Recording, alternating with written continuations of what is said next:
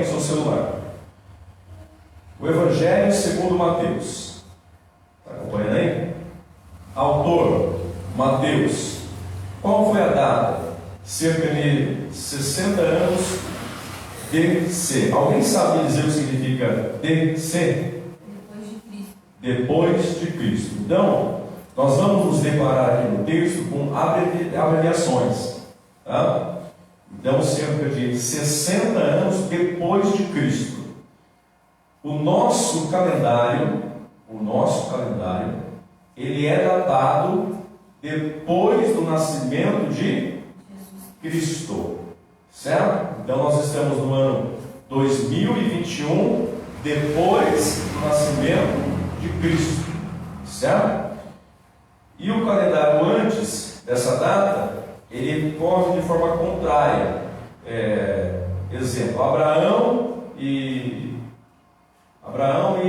Jacó. Seria da árvore genealógica, né? Então, quando vai se falar o tempo antes de Cristo, Abraão está num tempo maior do que de Jacó antes de Cristo. Porque a ordem cronológica do tempo da data é do momento do nascimento de Cristo até chegar em Adão. É como se começasse assim, ó. Cristo nasceu hoje. Então ontem, 1 antes de Cristo, 2 antes de Cristo, 3, e vai voltando até chegar em Adão, que vai dar 4.000 e alguma coisa. Certo? Então o autor do Evangelho é Mateus, cerca de 60 anos depois de Cristo, e o tema do Evangelho segundo escreveu Mateus é Jesus, Messias e Rei. Então a intenção de Mateus, o propósito de Mateus é proclamar e ensinar os judeus que Jesus é Messias e Rei. Por quê? Porque Messias ele era guardado por todo o povo, por toda a nação de Israel. Então o intuito de Mateus, o tema dele é Jesus, Messias e Rei. E qual é a palavra-chave? Tem algumas palavras-chave dentro do texto, dentro do Evangelho. Primeira, cumprir. Segunda, o reino dos céus. Terceira, filho do homem. Quarta, filho de Deus. Quinto, igreja. Então essas 5 são as palavras-chave. Ou seja, nós vamos ver por diversas vezes no Evangelho segundo escreveu Mateus, nós iremos ver por diversas vezes essas palavras. Certo? Desde o seu primeiro capítulo até o seu último capítulo. Versículo-chave, Mateus 23, do 37 ao 39. Vamos ler? Abra sua Bíblia aí.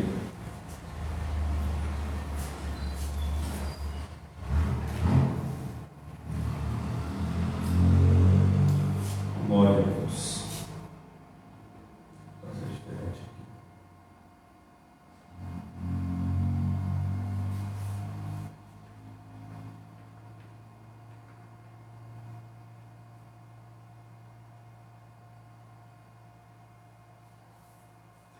Mateus 23, do 37 ao 39.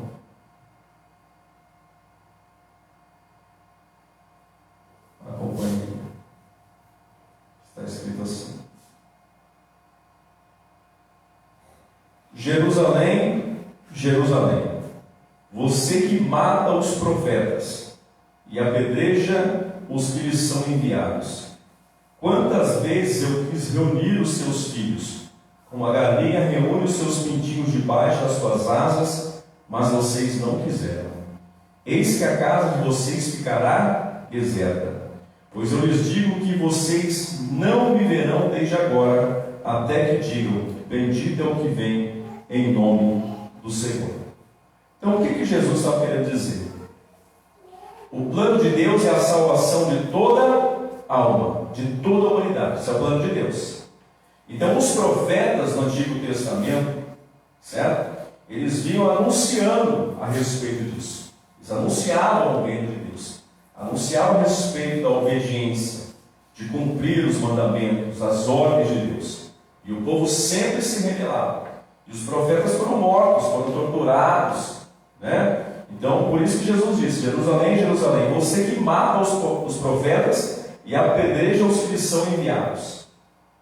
João Batista mesmo, que foi o precursor de Jesus, João Batista veio anunciando o reino dos céus. O que fizeram João Batista? Prenderam e mataram. Né? Quem fez isso? O próprio povo judeu, a própria nação de Israel. Aí Jesus diz: Jerusalém, Jerusalém, você que mata os profetas e apedreja os que lhe são enviados. Quantas vezes eu quis reunir os seus filhos? Aí dá o exemplo da galinha, né? Quantas vezes Deus tentou reunir o povo, fazer o povo ficar junto? É só a gente olhar para o Antigo Testamento e ver que quando o povo estava lá no cativo, né, preso no Egito, Deus levanta Moisés e tira o povo, e cuida do povo, guarda o povo, e o povo se rebela contra Deus novamente e se espalha. Deus dá uma ordem e o povo não obedece, né? Então Jesus chama a atenção deles aqui. Então esse é o versículo-chave do Evangelho segundo escreveu Mateus. Vamos continuar a leitura aí. É muito apropriado que dentre os escritos do Evangelho, este seja o primeiro a ter sido escrito, certo? Servindo assim de introdução ao Novo Testamento e a Cristo, o Filho do Deus vivo. Vamos ver aí Mateus 16. Mateus 16, versículo 16. Está escrito assim: Simão Pedro respondeu: Tu és o Cristo, o Filho do Deus vivo. Né?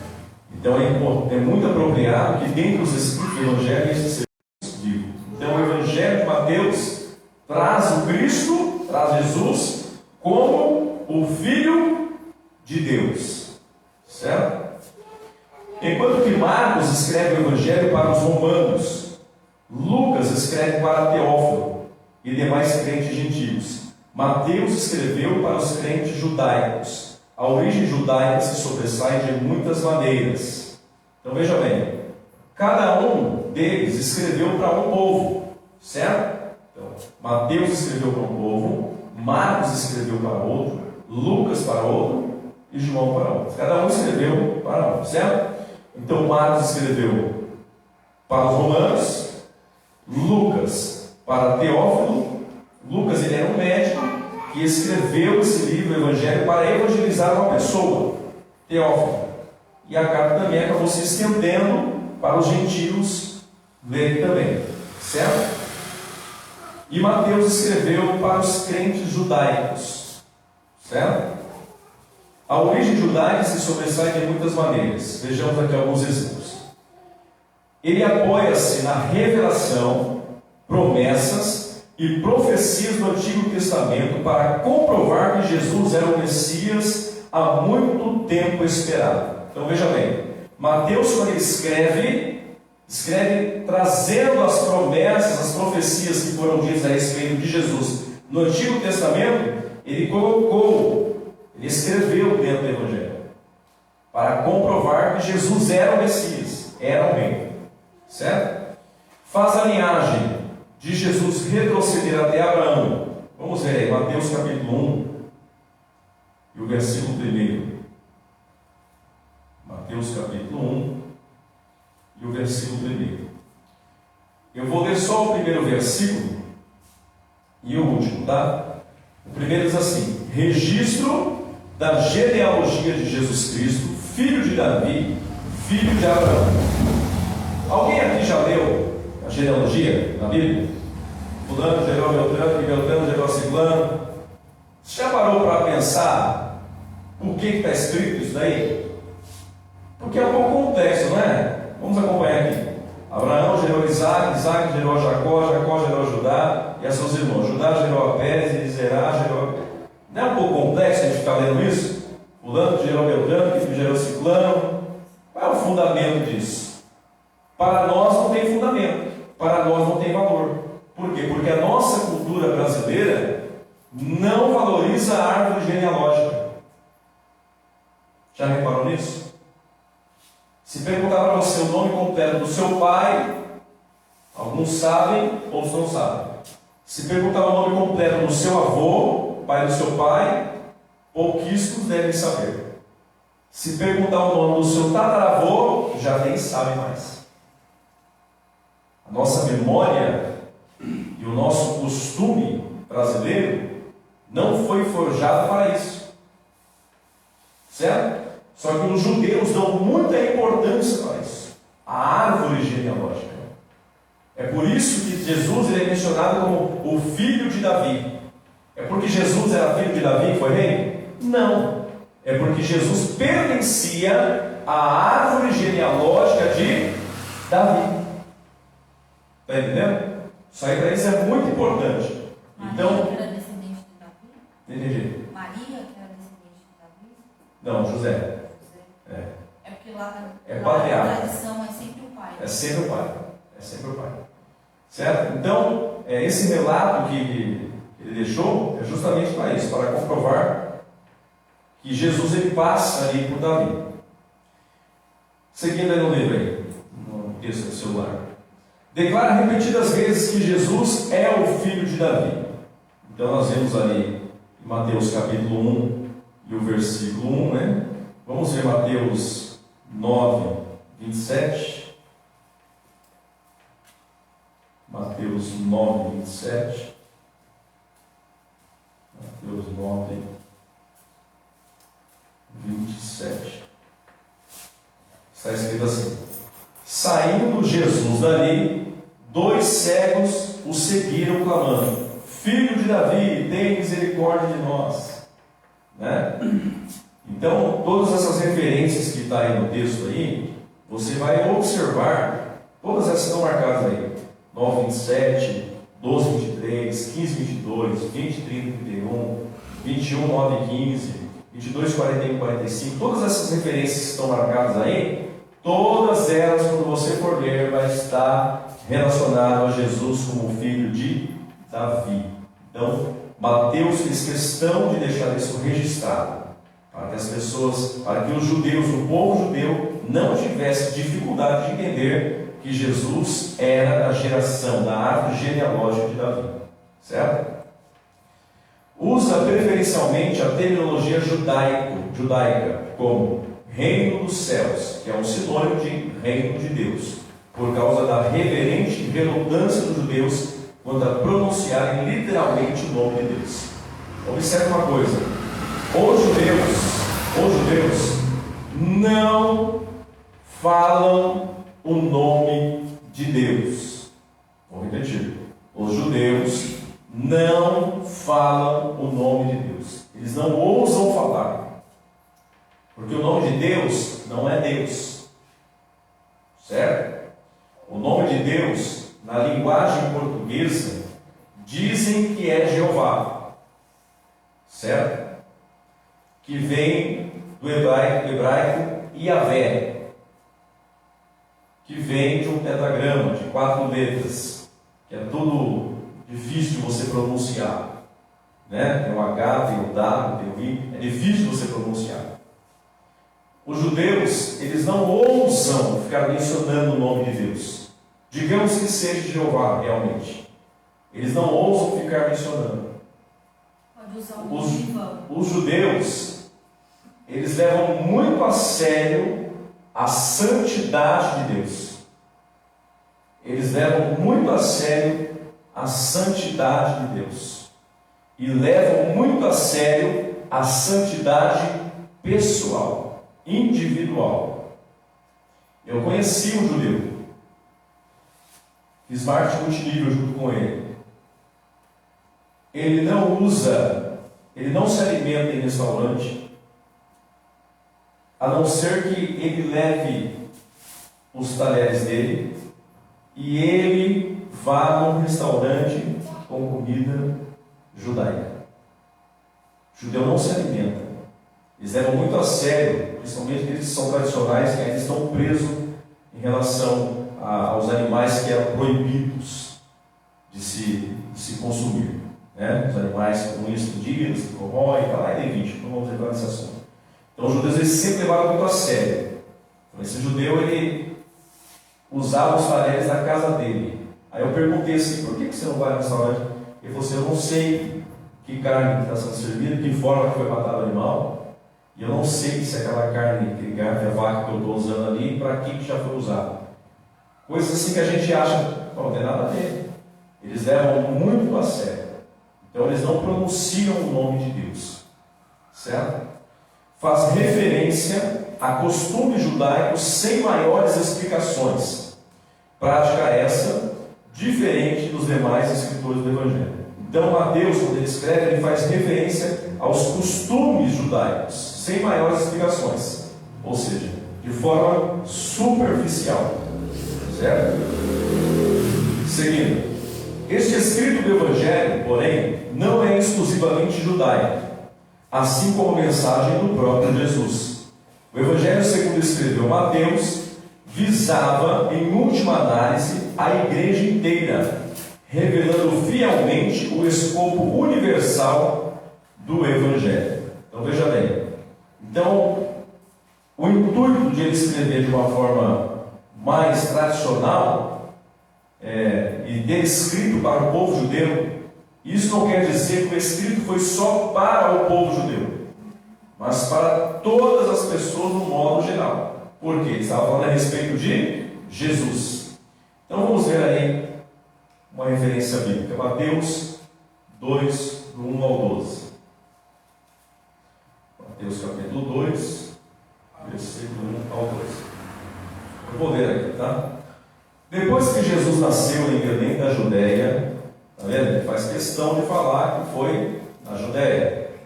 Nos dias do rei Herodes, magos vindo do Oriente chegaram a Jerusalém e perguntaram: onde está o rei? Viu isso, ficou perturbado, e com ele toda a Jerusalém. Tendo reunido todos os chefes dos sacerdotes dos povos e mestres da lei, perguntou-lhes onde deveria nascer o Cristo, e ele respondeu: em Belém da Judéia, pois assim escreveu o profeta. Mas tu, Belém, da terra de Judá, de forma alguma és a menor entre as principais cidades de Judá, pois de ti virá o líder que, como pastor, conduzirá Israel, o meu povo. Então veja bem, vamos parar aqui. Então por que ele faz questão de escrever, deixar registrado que Jesus nasceu em Belém da Judéia? Porque o povo de Israel, a nação de Israel, até hoje aguarda o Messias. E o Messias, ele só pode ser judeu. Então todas as pessoas, às vezes na internet, quando está passando na internet, na rede social, aí fala a respeito do anticristo. O anticristo, ele só pode ser um judeu. Ele não pode vir de outra nação. Por quê? Porque a nação de Israel, o povo escolhido de Deus, que até hoje aguarda o Messias e não acreditam que Jesus Cristo é o Messias que já veio, eles aguardam. Quando o anticristo aparecer, eles vão acreditar que o anticristo é o Messias. Então o anticristo, quando ele aparecer, ele não pode ser um português, ele não pode ser um alemão, ele não pode ser um brasileiro, ele tem que ser um judeu. Porque senão a nação de Israel não irá recebê-lo como Messias. Por quê? Por causa das profecias. Está entendendo? Deus prometeu. Quando Mateus fala aqui, ele escreve aqui a respeito de que Cristo nasceu em Belém da Judéia, no versículo 9 ele escreve assim, no versículo 5 ele escreve assim: e eles responderam: em Belém da Judéia, pois assim escreveu o profeta. Então houve uma profecia dizendo que o Messias era um judeu. Está entendendo? Aí no versículo 6 ele escreve: mas tu, Belém, da terra de Judá, de forma alguma és a menor entre as principais cidades de Judá, pois de ti virá o líder que, como pastor, conduzirá Israel, meu povo. Está entendendo? No Antigo Testamento, Deus usou o profeta para dizer. Então, se alguém ensinar ou falar qualquer coisa que, não, esse tempo atrás mesmo, algumas pessoas disseram que era Emmanuel Macron, o presidente da França, e tantos outros que se levantam, que aparecem, tem pessoas que acham que é o Henrique Cristo, né? Então, tudo isso é falácia. Tudo isso é falácia. Tá? O anticristo, ele tem que ser um judeu. Seguindo o texto aí. O Senhor Jesus Cristo é o tema deste livro. É por isso, irmãos, presta atenção, A pregação da igreja, ela tem que ser cristocêntrica. Ninguém pode subir no altar e pregar uma mensagem que não seja cristocêntrica. Por mais que alguém suba para falar sobre prosperidade financeira, ensinar sobre prosperidade financeira, tem que haver os princípios bíblicos que até o próprio Senhor Jesus fez menção. Então Cristo tem que sempre ser a referência dentro da ministração. Então o Senhor Jesus Cristo é o tema deste livro, desde o primeiro versículo até o último. Jesus Cristo foi o principal para Mateus. Não sabemos se ele vira o Senhor antes de ser chamado do seu posto de trabalho ou não. É provável que sim, porque como homem de negócios estaria acostumado a fazer bons cálculos e a tomar as suas decisões, baseado na certeza das coisas. O mestre o chamou, e sem dizer uma só palavra, Mateus deixou tudo e o seguiu. Então o que o texto está dizendo? Não se sabe ao certo se Mateus já tinha visto Jesus, falado com ele antes ou não. Mas uma coisa é certa: Mateus era um homem inteligente. Mateus, hoje, sabe o que Mateus seria? Uma pessoa que trabalha para o governo. Certo? Uma pessoa que trabalha na prefeitura, trabalha no estado, alguém que trabalha para o governo. E essas pessoas são inteligentes. Quando Jesus passa e chama Mateus, Mateus se levanta e passa a seguir Jesus e abandona o seu trabalho. Porque o trabalho dele a partir desse momento é acompanhar Jesus no seu ministério. Para quê? Para aprender e depois dar sequência. O que eu estou fazendo aqui hoje? Eu estou dando sequência naquilo que eu aprendi de Jesus. Você está entendendo? Essa é a nossa missão. Às vezes nós falamos a respeito de obra missionária e tal, né? As pessoas acham que fazer missão, ser missionário, é só quem quer enviar para a África, Não é. Todos nós temos essa incumbência, né? Essa grande comissão missionária, ela foi incumbida a todos. Então todos nós fazemos missões em todo o tempo, em todos os lugares.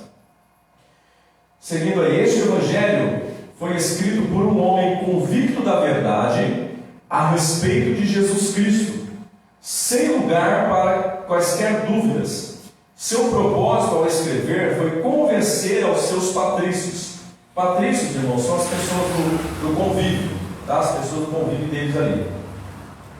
Os judeus, de que Jesus de Nazaré é o Messias, o Rei prometido, o Redentor do mundo e a única esperança dos judeus.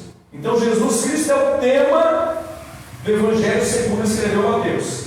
E o intuito dele era fazer com que as pessoas entendessem que Jesus Cristo é o Messias, é o Filho de Deus, é o Redentor, é o Salvador da humanidade. Aquele que predisse os profetas. Os profetas falaram a respeito. Nós vemos aqui agora o versículo número 6, né? Então os profetas falaram a respeito de Jesus. E ele escreve esse texto, esse livro. Mateus escreve esse livro, o Evangelho segundo Mateus, para fazer com que as pessoas entendessem que realmente o Jesus era o Filho de Deus, o Redentor, o Messias, o Salvador de Israel. E ele estava convicto daquilo que ele escrevia, daquilo que ele falava. Neste Evangelho há mais referências ao Antigo Testamento do que em todos os outros 3 escritores do Evangelho juntos. Espera lá. Então Mateus escreve citações do Antigo Testamento e coloca dentro do Evangelho. E ele escreveu tanto a respeito do Antigo Testamento que, se você juntar Marcos, Lucas e João, não escreveram juntos os 3 o que Mateus escreveu. Certo?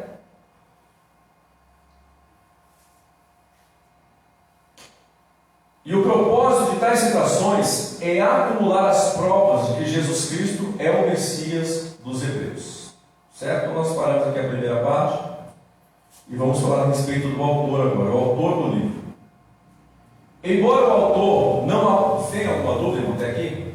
Deu para entender bem? Embora o autor não apareça identificado por nome no texto bíblico, o testemunho unânime de todos os antigos pais da igreja, a partir de cerca de 130 depois de Cristo, é que este evangelho foi escrito por Mateus, também chamado de Levi, um dos 12 discípulos de Jesus.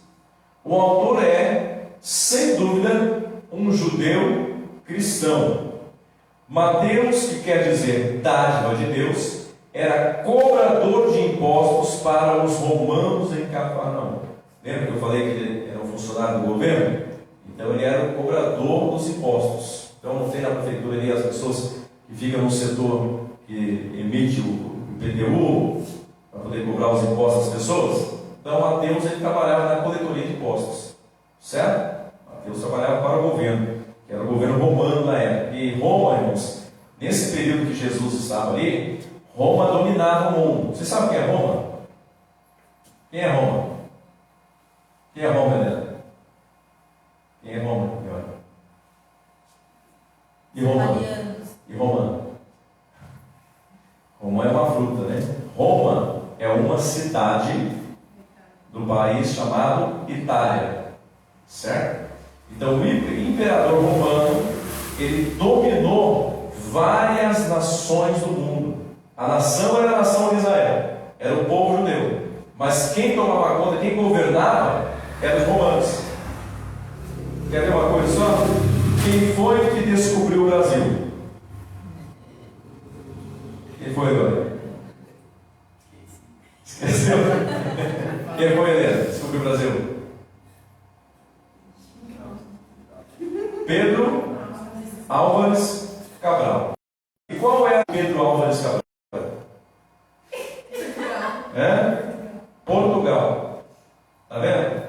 Aí o Brasil foi colonizado, deu seu crescimento, trouxeram os escravos, né? Foi crescendo, mas durante muitos anos ainda, Portugal é quem comandava, quem dominava o Brasil, certo? E naquele período era da mesma forma, os romanos é quem tomavam conta de Israel. Então Levi era o cobrador de impostos dos romanos, embora sendo ele judeu, certo?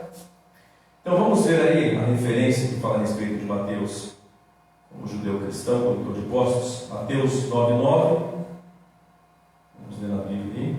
Mateus capítulo 9.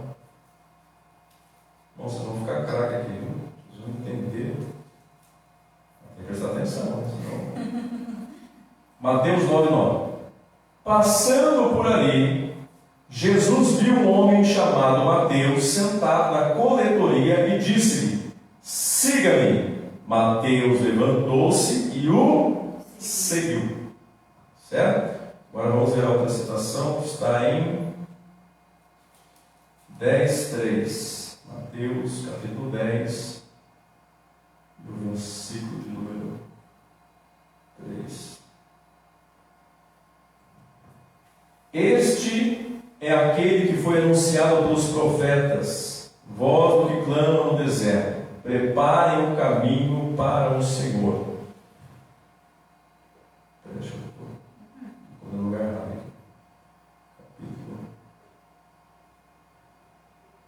Capítulo 10. Capítulo 10. Versículo 3. Filipe e Bartolomeu, Tomé e Mateus, o publicano, Tiago, filho de Alfeu, e Tadeu. Então veja que ele se refere a Mateus, o publicano. O que é publicano? Alguém sabe dizer o que é publicano?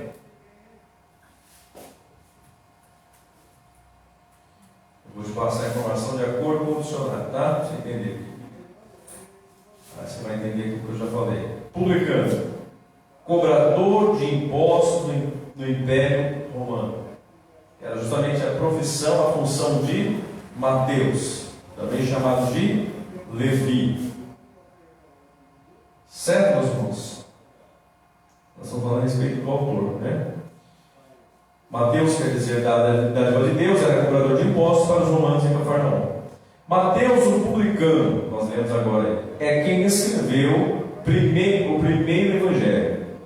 Não só a tradição e os escritos dos pais, mas também a evidência interna do próprio livro afirma que Mateus é o seu autor. Deste último ponto, temos um claro exemplo comparando a narrativa da vocação de Mateus, segundo cada um dos evangelhos sinóticos. Então nós vamos ver aqui agora o que Mateus e Lucas escreveram a respeito de Mateus. Em Marcos, capítulo 2, do versículo 13 ao 17, lê-se como Jesus chamou a Levi, o qual se pôs em pé e o seguiu.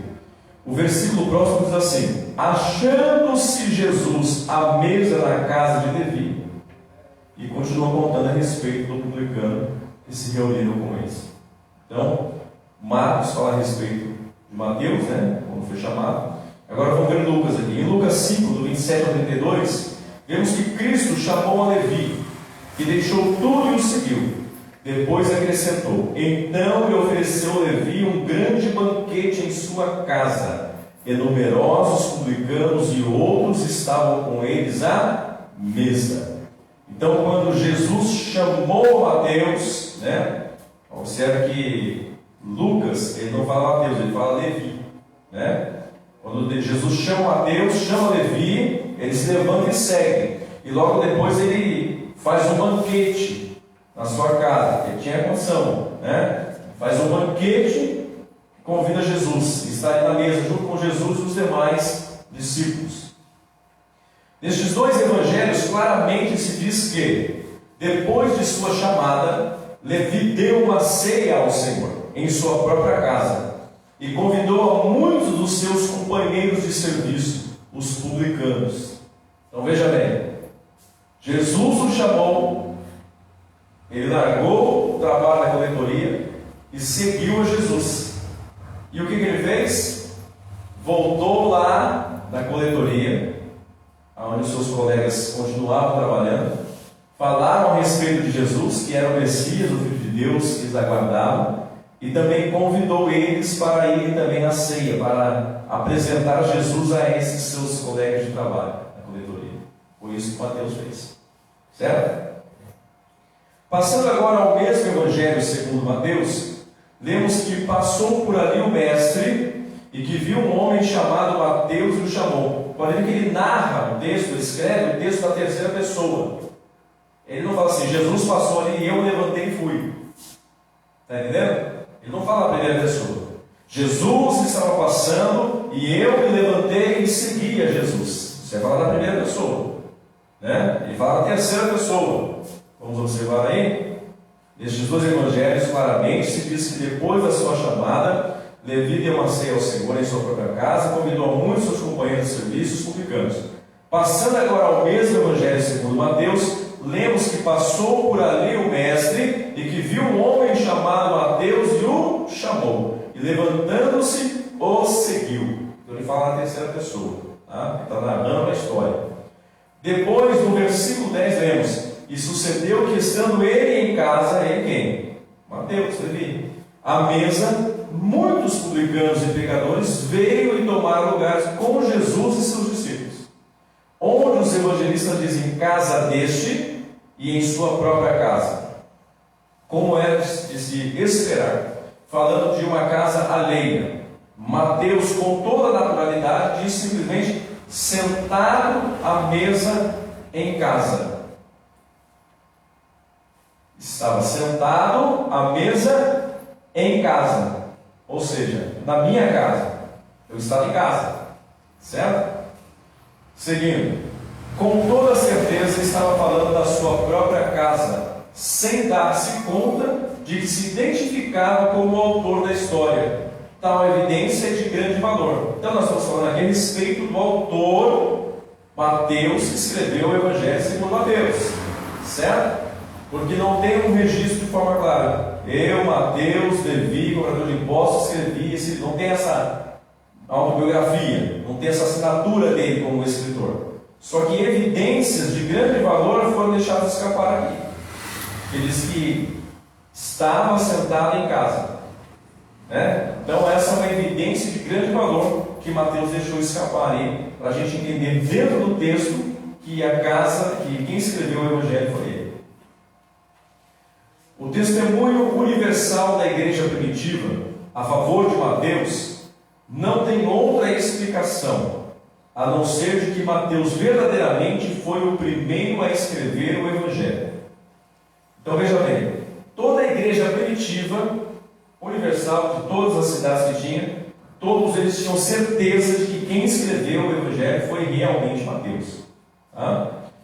Mateus não teve suficiente preeminência entre os apóstolos para que lhe atribuíssem tal honra com o fim de dar mais peso ou autoridade à obra. Ou seja, Mateus ele não era tão íntimo dos demais apóstolos, ele não tinha muita ligação, porque ele era visto com maus olhos, irmão. Deixa eu fazer uma pergunta aqui: quem é que gosta de pagar imposto? Ninguém gosta de pagar imposto, porque é dinheiro que vai. Ninguém gosta de pagar imposto, não é verdade? E Mateus é o homem que recebia o dinheiro do imposto. Então o povo não gostava muito dele, certo? Ele não tinha essa preeminência de ter essa liberdade com eles, de ser chamado de apóstolo, de estar ali com eles reconhecido como apóstolo. Tá? Seguindo. Devido ao emprego que ocupava no governo, é razoável supor-se que teve uma boa educação e cultura. Portanto, devia conhecer bem a língua hebraica, tanto como o grego, como requisito para ocupar seu cargo na coletoria de Cafarnaum. Então, isso aqui é um fator muito importante da gente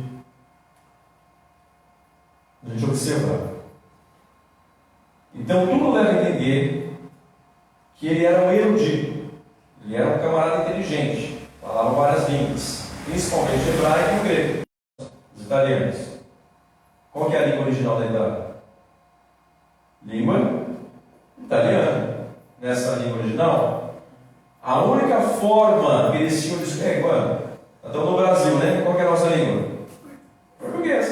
Está entendendo? A língua tradicional é onde você está, certo? Agora, qual é a outra forma hoje universal de nós nos comunicarmos com o resto do mundo? Inglês. Inglês. E está numa crescente muito forte agora também, então o mandarim. Né? Mas a primeira língua é sua, é o português. Está tentando entender o que é mandarim, né?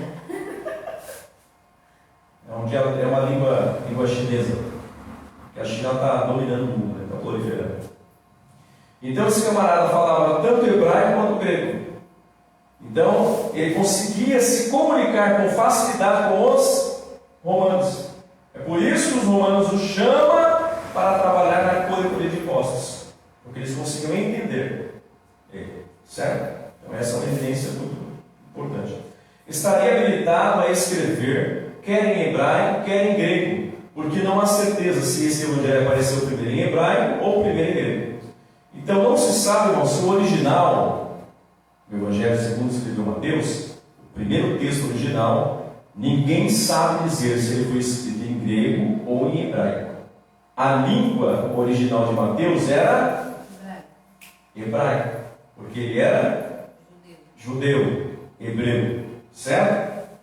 Só que ele aprendeu a falar o grego, porque os gentios falavam grego, certo? Mas ele era completamente habilitado para escrever o Evangelho. Os anos que passou com o Senhor, como uns dos apóstolos, capacitaram com referência ao material, a fim de ser o historiador desta maravilhosa vida. Ele foi um dos que se achava no cenáculo em Jerusalém, depois da ascensão do Senhor, e no dia de Pentecostes, Mateus recebeu o Espírito Santo. Então veja bem, por que o escritor faz essa citação aqui? Porque Mateus ele andou com Jesus, certo? Os 3 anos do ministério de Jesus na terra, Mateus estava com ele, aprendeu com ele, certo? No dia da festa de Pentecostes, quando Jesus pediu para que todos ficassem nos cenáculos reunidos orando até receberem o Espírito Santo, tinha aproximadamente 500 pessoas. Passando-se o período de 10 dias em oração, no 10º dia, dessas 500 pessoas, aproximadamente 120. Desses 120, 12 apóstolos. Está entendendo? Ao qual Mateus estava junto. Então o texto aqui nos faz alusão a que Mateus estava no cenáculo, recebeu o Espírito Santo, que o capacitou para escrever o Evangelho segundo Mateus. Certo? Teve, pois, tudo que era necessário para poder escrever um Evangelho inspirado, pelo Espírito Santo. Seguindo.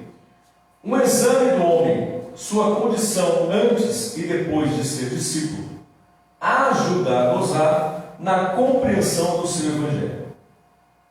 Mateus foi cobrador de impostos de Cafarnaum e, portanto, um publicano. De fato, era desprezado pelos seus patrícios, porque se ocupava em cobrar deles os impostos que eram pagos ao Império Romano, seus conquistadores e opressores. Então ele era um pouco desprezado pelos demais apóstolos. Por quê? Porque até aquele momento, antes de receber o Espírito Santo, todos eles eram homens naturais. Nenhum deles era espiritual. Eles passaram a ser espiritual depois do dia de Pentecostes, quando receberam o Espírito Santo. Está entendendo? Por que às vezes a gente vê pessoas, irmãos, dentro da igreja, servindo ao Senhor e age só como homem natural? Porque ainda não recebeu o Espírito Santo. Só age de forma natural. Coloca tudo na frente e Jesus atrás. Já reparou? Agora, as pessoas que receberam o Espírito Santo, elas têm uma preocupação na sua vida de colocar Cristo sempre em primeiro lugar, em tudo que vai entender. Certo?